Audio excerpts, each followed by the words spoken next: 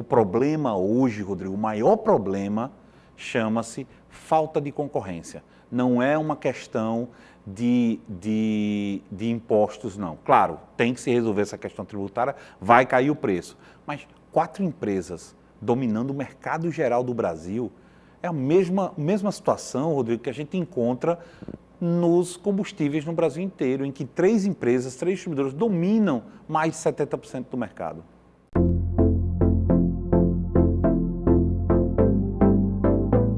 De volta com o nosso Band Entrevista, já aqui com Roberto James. Bom dia, Roberto. Bom dia, Rodrigo. Vamos falar aí de mais uma tentativa do governo de tentar baratear aí o gás de cozinha, né? A gente já havia falado aqui da questão da gasolina e agora ele tenta aí baratear o gás de cozinha, lançando para a população a possibilidade da compra direta na distribuidora.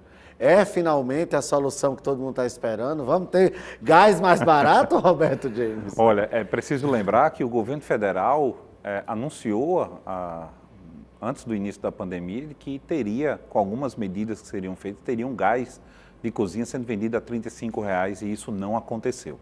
Mas não aconteceu por diversos fatores. E o governo federal agora encontrou uma fórmula que eu não consigo imaginar de onde venha, de que o preço abusivo de venda está nos revendedores e nos distribuidores. A ideia que o governo quer agora é simplesmente que se juntem os consumidores em cooperativas, que as pessoas se juntem com seus vizinhos, né, coloquem aí os botijões em cima de uma caminhonete ou de um caminhão, vão lá na envasadora, aqui nós temos uma envasadora na cidade de Extremóis, e vai lá e compra direto de quem compra da refinaria. Porque o processo é mais ou menos esse, Rodrigo. A refinaria produz o GLP, que é o gás de cozinha, manda para as envasadoras. Essas envasadoras, nós só temos 4 que dominam o mercado, né? Tem muito mais aqui no Brasil, mas são 4 as detentoras do mercado. E essas 4 revendem para os distribuidores. Os distribuidores entregam aos revendedores locais, que é aquele de bairro que entrega na sua casa. Ou seja, agora eu vou juntar a minha vizinhança, fretar um carro, colocar lá os bujões e vou comprar direto na refinadora. Isso vai fazer cair na envasadora? Isso realmente vai fazer cair o preço do gás, Roberto? É uma pergunta que eu me faço, Rodrigo, porque quem é que vai ter tempo de organizar isso? Quem é que vai coordenar essa compra em cooperativa de consumidores? Para os condomínios, você até tem uma saída, você tem o síndico, você tem alguém lá que pode tentar fazer isso. Mas para quem? Para o consumidor, que é o que mais sofre, que é o que mora realmente na periferia, que é o que mora nos lugares mais pobres, que é o que estão em casa, como é que ele vai fazer isso? Pois é, realmente eu não consigo imaginar, Rodrigo, qual seria a saída. Porque vocês fazem um autodeslocamento como esse, para comprar o gás de cozinha, a gente já tem problema de trânsito, a gente tem problema de transportes que não são muito bons, né? Você vai gastar gasolina, que hoje é muito cara aqui no Brasil, para poder economizar quantos reais no botijão de gás. Então, assim, é uma ideia que eu não sei se foi pelo fato de ter sido lançada numa live que o governo federal fez através de uma rede social, se ele simplesmente achou que isso poderia ter algum resultado prático na baixa de preço. A gente sabe que aqui no Brasil, Rodrigo, qualquer oportunidade de margem, os empresários vão aproveitar, né? Então, a partir do momento que você não tem aquele grande distribuidor comprando das envasadoras, como é que uma empresa envasadora vai começar a vender no pinga-pinga aquela quantidade de gás, né? E você vai chegar lá com 5 botijões, né, fazer uma ida daqui, vamos colocar aqui, por exemplo, Zona Oeste até Extremóis, no mínimo 45 minutos, dependendo do horário e o trânsito.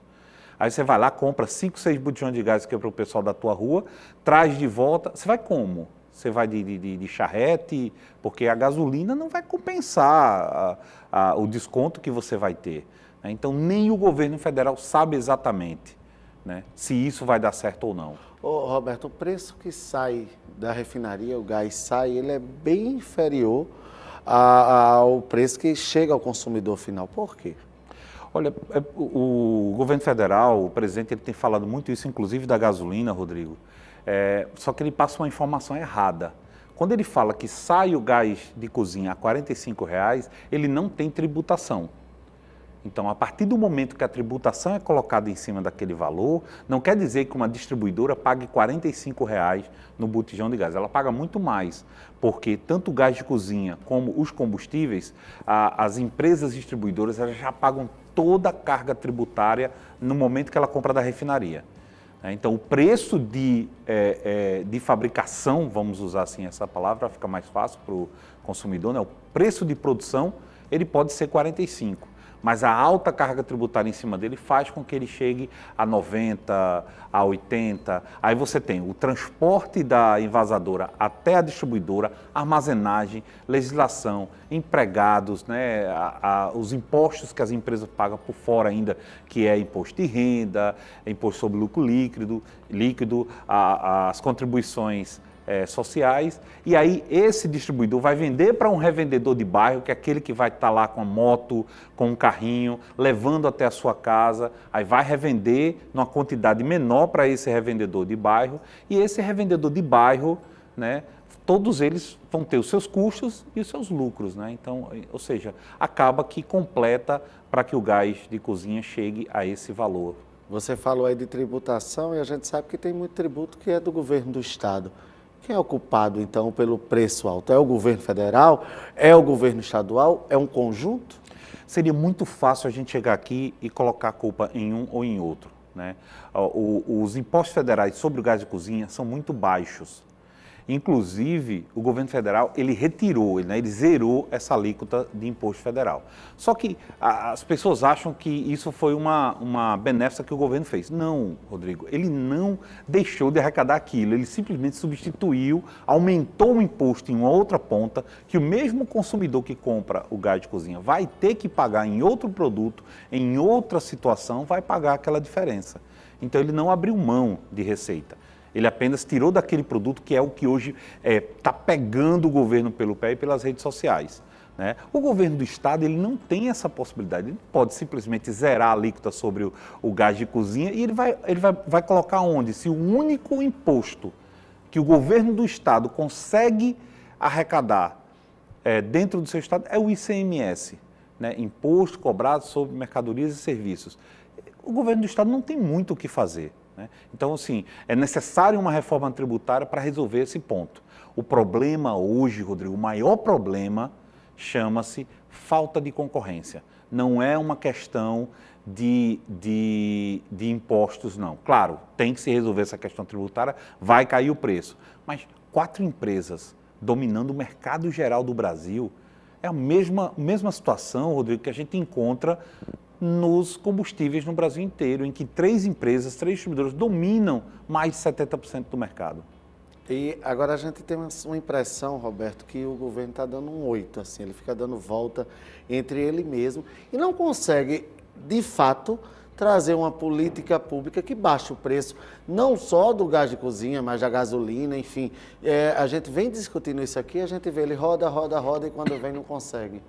E, inclusive, Rodrigo, você fez uma excelente pontuação, porque o governo ele dá uma ideia para um setor e faz a ideia contrária para outro. Como recentemente o ministro da Economia disse que o delivery da gasolina, assunto que a gente já debateu aqui no programa, seria a solução para baratear os preços dos combustíveis. E eu fico imaginando em qual país do mundo um serviço customizado, um serviço diferenciado é mais barato que o serviço comum. Ou seja, como é que o delivery de um supermercado vai ser mais barato do que você comprar lá no supermercado? Porque você vai pagar taxa. Se você utiliza um dos aplicativos, uma vez eu fui fazer por um aplicativo, Rodrigo, eu tenho que pagar a taxa do entregador e a taxa do aplicativo. Eu falei, não, peraí, aí fui reanalisar para ver. Ou seja, qualquer serviço customizado, vai fazer uma camisa diferenciada para você, ela vai custar mais caro do que você fazer naquela produção grande. Como é que um serviço de delivery de combustível, que é o que o governo federal quer retirar, né, do gás de cozinha, que hoje nós temos o gás de cozinha, é um serviço delivery, né? Você liga e uma empresa vai lá, o rapaz entra na sua casa, instala o botijão para você, coisa que na década de 80 e 90 isso não existia. E aí, como é que ele quer dizer que tirar esse tipo de serviço vai baratear e o ministro da Economia diz que se colocar esse serviço de combustíveis vai baratear. Você usou a expressão correta. É um 8 que ninguém sabe para onde vai, nem eles mesmos. Qual seria a solução, Roberto, para finalmente a gente conseguir baratear esse gás e dar um alento para a população que não aguenta mais pagar tão caro por coisas tão essenciais? Olha, o primeiro passo é bem simples, Rodrigo, é subsidiar, não tem outra saída. Né? Você subsidiar de acordo com a renda. Então, não existe uma concorrência, só existe uma empresa que fabrica o GLP no Brasil, que é a Petróleo Brasil S.A., a Petrobras, como a gente conhece. Né? Como é que a gente vai ter concorrência se somente uma empresa é quem produz o gás de cozinha aqui no Brasil? Não tem como ter concorrência. Dessa uma empresa vão para 4 distribuidoras, que são as maiores distribuidoras do país. Como é que a gente vai ter concorrência? Eram 5, né? Mas uma agora foi comprada e aí agora se tornaram apenas 4 distribuidoras. Então, essas 4 detêm grande parte do mercado. Então, o primeiro passo é, se o governo quer deter a produção do gás de cozinha, ele tem que subsidiar para as pessoas mais carentes, para as pessoas que têm mais vulnerabilidade. Né? Ou fazer uma reforma tributária ajuda, porque você ajuda o Estado, você desonera o Estado. Porque é muito simples alguém chegar lá e jogar a culpa do governo do Estado. Os governadores não zeram o ICMS. Gente, se o governo zerar a arrecadação, o funcionário público vai deixar de receber, os serviços vão deixar de andar. Então, não é tão simples assim, não. Concorrência, né, e o governo precisa decidir. Se eu quero gerar concorrência, então tira da Petrobras o monopólio, deixa outras empresas produzindo em GLP aqui no Brasil, para que elas possam concorrer entre si. Termina que cai mais ou menos na mesma linha da gasolina. Verdade, porque o processo é mesmo, né? O processo praticamente é o mesmo. Uma empresa, pouquíssimas distribuidoras e na ponta aquela concorrência acirrada. Não tem como ter uma diferença de preço muito grande, porque são muito poucos players. A gente não pode escolher de onde comprar, né? Hoje você consegue, o consumidor final consegue, mas só que na ponta, né, somente uma pessoa produzindo, é muito difícil. Roberto, a gente já falou aqui no programa várias vezes que a Petrobras, ela é praticamente privatizada, né? A gente sabe que muito dela já foi vendido e, claro, o governo brasileiro ainda é o maior acionista dela. E aí, por que não, então, tanto na gasolina como agora no gás, por que não abrir essa livre concorrência? Pois é, olha, eu não posso dizer exatamente por que o governo não faz isso, mas quando saiu a notícia, Rodrigo, de que a Petrobras adiantou 15 bilhões de reais em dividendos ao governo federal, ou seja, fica claro que o governo precisa dessa receita, né? Então ele precisa dessa receita. E vou te dar uma informação aqui em primeira mão.